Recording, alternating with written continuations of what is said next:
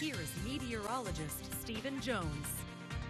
Well, taking a look at our live cam across the day, you can see plenty of cloud cover, quite a bit of mist working in as well, just that light drizzle.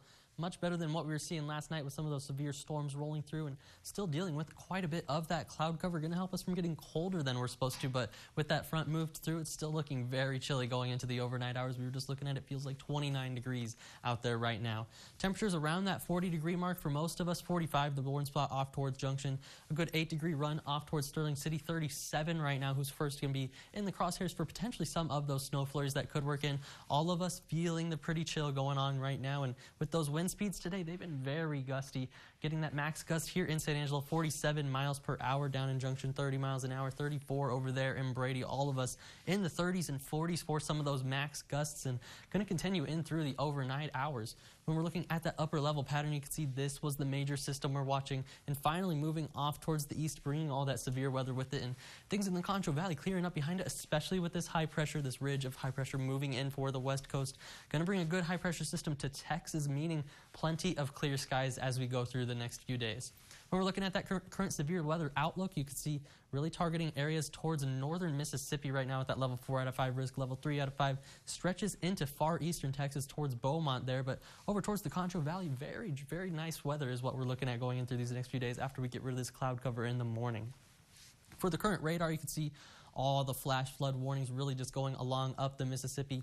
Plenty of flooding up there in Kentucky right now. Tornado warnings for Mississippi and Alabama. Severe thunderstorm warnings going off into Tennessee. But as we're looking at the Lone Star State, you can see not too much. It's moving out of East Texas, but really the main event is going to be this snowstorm, we could call it, moving into the Panhandle from Amarillo to Lubbock.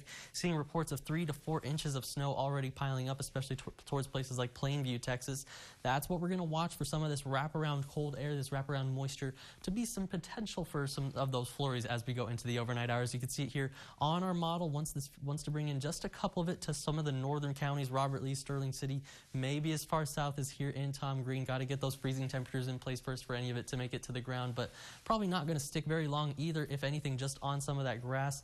Going into tomorrow, look at how everything clears up, especially into the afternoon, but with the sunshine only getting up to about 60 degrees or so, so still looking like a pretty chilly day. And with those wind chills in effect, with those winds out of the north, 15 to 25 miles an hour, I would definitely bring a jacket with you if you're heading out and about. Like I said, pretty chilly. As we go into your Monday to kick off the work week, going to continue with these clear skies overhead. And with plenty of clear skies, that's where we're finally going to start to see some more of that warm up, with those winds starting to die down out of the north, and temperatures going to be on their way back into those 70s for a pretty good start to the work week. For tonight, I'm calling almost freezing, 33 degrees, but could easily push down past that light freeze potential into 32 or 31. Winds, like I was talking about, 15 to 25 miles an hour out of the north. That stays with us going into tomorrow, and that's why I'm telling you to keep in mind those wind chills, especially if you're stepping out in the morning, going to be feeling like below freezing.